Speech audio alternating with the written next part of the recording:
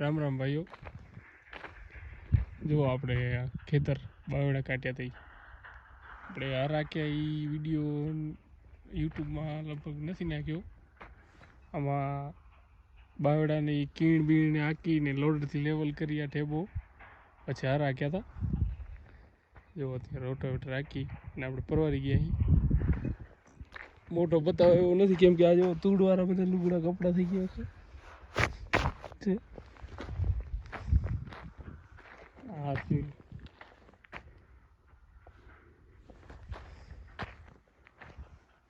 Block બની જાય. આ સાઈડ બંધ, સાઈડ પણ ડબલ મોચમ લઈ લીધી. તમને બતાવું.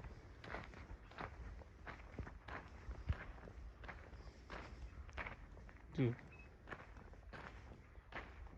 1 2 3 ને 4 ડબલ મોચમ આવી ગઈ. અહીંયા આગળ કેવો થઈ ગયો બંધ કરે. એકદમ ટેફા ટેફા હતા, બધો કમ્પ્લેટ મારી ગયા. અને એક આટલો રહી ગયો એનું કારણ તમને બતાવું હું આગળ જઈને જ, કે આપણે આ જે દી આ ટેબુ ખેડતા હતા ને, ઉપાડતા હતા ને, ત્યારે આ લાઈન તૂટી ગઈ હતી. અહીંયાથી પાણીની લાઈન જાય એક આ એરવાલ એનો ઉપર અહીંયા આગળ શું આ પહેલાં ટીમ્બો હતો એટલો ઊંચો, નીચે આવી ગઈ લાઈન એટલે તૂટી ગઈ. જો એના હિસાબે ટ્રેક્ટર નાખીને બેસી ગયા. પહેલાં હાર રાખ્યા ને ત્યારે કમ્પ્લીટ હતી એટલે હાર હાલી ગયા. હવે તો જ્યાં ટ્રેક્ટર ચીલો જરીક જાય એટલે બેસી જાય ડાયરેક્ટ. જો ઢીલો પડ્યો એકદમ, આજે પગ પણ બેસતો છે. આગળ ચીલા બેઠેલા રહ્યા.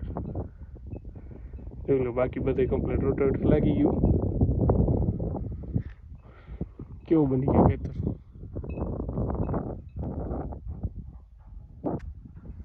કમેન્ટમાં કહેજો કેવું ખેતર થઈ ગયું.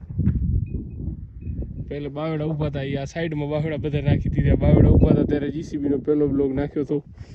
એ નહીં આ ખેતર હે. અને ઉનાળુ તલનું વાવેતર કરવાનું આમાં, પણ હવે ઠંડી હલકી પડે પછી વાવેતર કરશું. આજ નવરા હતા તો રોટાવેટર રાખીએ. આમાં સમજો ને સવારે 9 વાગે ચાલુ કર્યો તો 3 વાગે પૂરો કર્યો. 6 કલાક થયા પૂરેપૂરામાં. 6 કલાક થયા અને 7 એકર જમીન છે. 6 નહીં થયા, 7 કલાક થયા. સોરી, 8 વાગે ચાલુ કર્યો હતો, કેમ કે કાકા ચાલુ કર્યો હતો. 7 એકર જમીન છે અને 7 કલાક થયા પૂરેપૂરા આમાં આગતા. અત્યારે જેવો 3 વાગે. એમાં આ વેળના લીધે નકા તો વધારે, મતલબ 6.5 કલાકમાં નીકળી જાત. કેમ કે આ ઢેફા એટલે આવું મોટા ઢેફા હતા પણ નીલા હતા એટલે એના કારણે જલ્દી પૂંછાતા જાય. અને ત્રીજા લોમાં હાલતો હતો ટ્રેક્ટર 1500-1600 RPM ઉપર.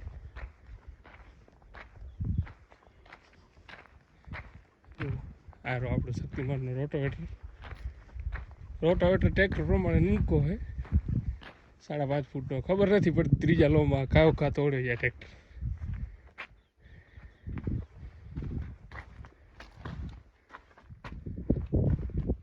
આ ગારાવાળા ટાયર એમાં થઈ ગયા ને કે ટ્રેક્ટર આપણે સર્વિસ કરાવી લઈએ હતા, પણ અત્યારે જો હાલત ટ્રેક્ટર આપણે હલકા દેખાતા નથી. એકદમ તોડવા ટ્રેક્ટર પ્રમાણે મારી હાલત તમે વિચારી કેવી હશે. હાલો અહીંયા ટ્રેક્ટર બહાર કાઢી અને ઝાપો બંધ કરી નાખી. આ તો ખેતર બતાવવા માટે જ સ્પેશિયલ વિડીયો બનાવ્યો. કેવો બની ગયો ખેતર જોવો.